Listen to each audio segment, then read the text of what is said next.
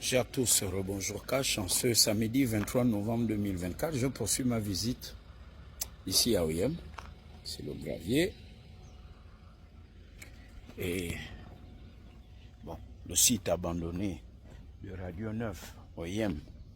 Okay. Chaque capitale provinciale avait une antenne de la radio-télévision gabonaise devenue RTG. Ceux qu'on a enlevés du pouvoir ont vendu le rêve d'une réforme. Une réforme que sur papier. Voici l'état dans lequel les militaires trouvent l'antenne de la radio-télévision de l'État. Lorsque je m'égosille à dire qu'il nous faut restaurer les médias publics, en fait, l'un des péchés du CTRI, des militaires au pouvoir, c'est de ne pas structurer la communication. Et en fait, là, ils se laissent un peu mener en bateau, c'est le cas de le dire. Voilà, RTG, radio-télévision gabonaise. Là, on nous a vendu le projet d'un EPIC, établissement public à caractère industriel et commercial. Vous entendrez l'ancien ministre de la Communication, Billy Binze, que j'appelle Rastignac, le sophiste mégaphone de la cacophonie, vous dire qu'il a été ministre, lui qui a réformé les médias.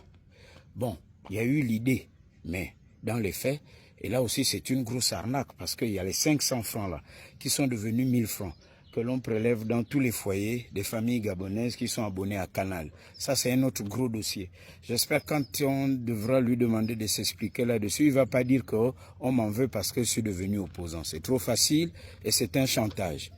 Voici l'état dans lequel se trouve Radio 9, Oyem, ici. C'est à l'abandon, hein? C'est devenu... c'est mort.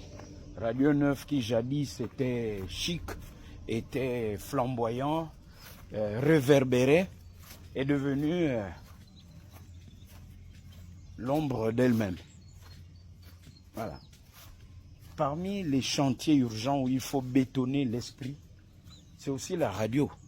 Et parce que ce que nous faisons, il faut faire l'autocritique pour avancer. Mais quand je le dis, certains disent, ouais, c'est parce qu'il en veut ou bien il veut le poste. Bon, comprenez, on est toujours dans les raccourcis. Il faut revoir le management. Si on veut dans l'EPIC, établissement public à caractère industriel et commercial, bah, il ne nous revient plus, agent de la maison, de gérer la maison. Faites venir un privé pour gérer la télévision, par exemple, et avoir un modèle économique. Vous avez la très belle vue de la ville d'Oyem.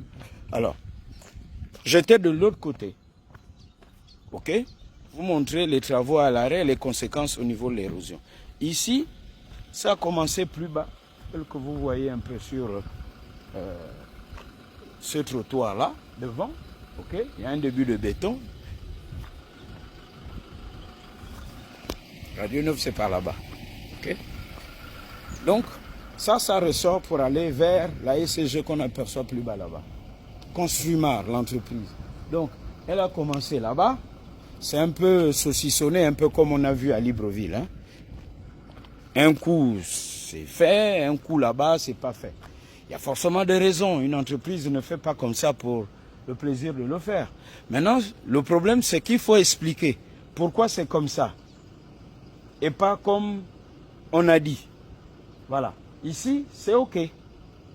Mais il y a des arrêts à certains endroits. Et l'autre côté là-bas, on n'a pas fait comme ça. Donc, pourquoi ici, ça se fait et pas là-bas? Il faut expliquer. Sinon, les populations ne comprendront pas grand-chose. Sinon, les gens vont se fâcher. Sinon, à la fin de la journée, ce sont les militaires qu'on va critiquer. Et on va dire qu'ils ont menti. Alors qu'ils n'ont pas menti, il y a d'autres problèmes sur le terrain. C'est ça qu'il faut expliquer. Emploi cash pour tous, parce que le BTP crée l'emploi et ça crée aussi la croissance. Les entreprises, comme on le dit, se portent bien. Quand le BTP va bien, le pays va bien, dit-on. Alors, bon week-end chez vous cash. Communiquez, expliquez à tous ceux qui habitent ici pourquoi le chantier est à l'arrêt. Pourquoi on ne travaille pas, par exemple, le dimanche, le samedi, pardon, comme c'est aujourd'hui? Cash. Bon week-end.